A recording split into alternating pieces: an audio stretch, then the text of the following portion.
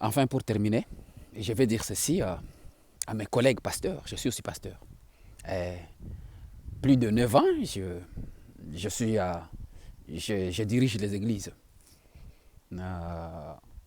C'est plus de 22 ans depuis que je suis appelé, je suis dans le ministère. Alors, j'ai un petit conseil.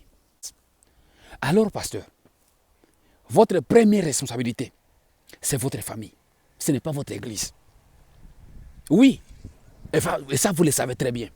Parce que la Bible dit, quelqu'un qui ne peut pas diriger sa famille ne peut pas diriger l'église. Pour dire que votre première responsabilité, chers collègues, c'est votre famille, votre femme et vos enfants. Donne-leur la joie.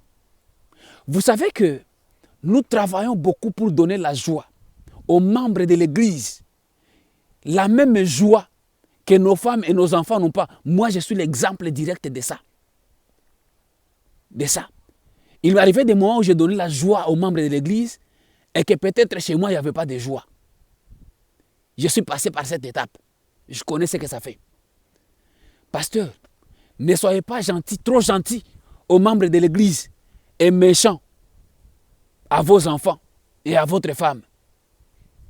Vous risquez d'amener les autres au ciel et que vous, votre famille, rate le ciel à cause de vous et peut-être vous aussi vous ratez. Mais ça, c'est Dieu qui connaît. Mais ce que je veux dire, c'est quoi? Ayez le temps avec votre famille. Parce que vous allez vous retrouver que, vous allez comprendre qu'il y a des moments où les seules personnes qui seront fidèles à vous, c'est votre femme et vos enfants. Il y a des moments, pasteur, on vous respecte. On vous appelle daddy. On vous appelle papa. On vous appelle père spirituel. On vous appelle beau pasteur. Pasteur, c'est parce que on n'a pas encore appris que vous avez commis une erreur ou bien on n'a pas encore eu la chance de découvrir votre faiblesse. Mon cher pasteur, les jours où seulement ils vont comprendre que vous êtes humain et ils vont découvrir votre faiblesse, les jours seulement où vous allez commettre une erreur, vous allez comprendre que les seules personnes qui seront proches de toi, c'est votre femme et vos enfants. Alors, ça sera difficile de vous replier à votre famille si le moment de votre bonheur, vous ne leur pas avez donné le temps. Pasteur, c'est le moment.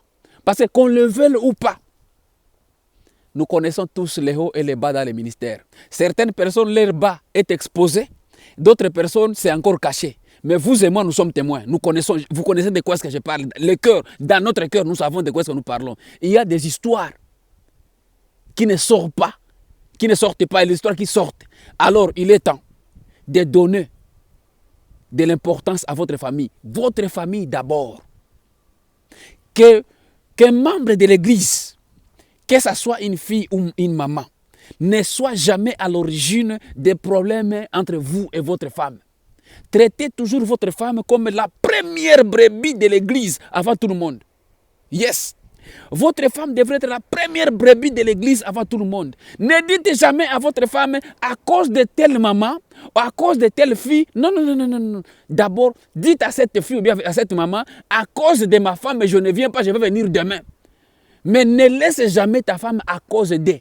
Parce qu'en faisant cela, vous êtes en train de chercher des problèmes entre vous créez des problèmes entre votre femme et cette personne-là. Alors, pour terminer encore, je vais dire une chose. Ayez le temps avec votre famille, cher pasteur. Et enfin, faites le ministère dans votre peau. Ce que je vais dire, c'est quoi? Soyez David avec sa lance et non David dans une tenue de Saul. Vous allez réussir votre ministère si vous le faites en étant vous, en gardant votre identité. Je sais que ça va aider une personne. Que le Seigneur vous bénisse, cher pasteur. Et je vous aime beaucoup. Vous savez, la tâche que vous accomplissez. Si quelqu'un n'a pas encore été pasteur, il ne peut pas comprendre le parcours que nous traversons. Mais moi, je vous comprends très bien, cher homme de Dieu. Voilà pourquoi je dis Lusako. Pasteur, chers collègues, vous vous posez la question pourquoi vos enfants ne fréquentent pas votre église. Ils préfèrent aller dans l'église des voisins. Ou bien ne pas seulement carrément fréquenter l'église. Mais pourquoi vous ne vous posez pas la question de pourquoi est-ce que vous ne changez pas? La vie de leur papa ne les inspire pas. Vous savez, aujourd'hui, moi, mes enfants, ils sont encore, l'aîné à 8 ans.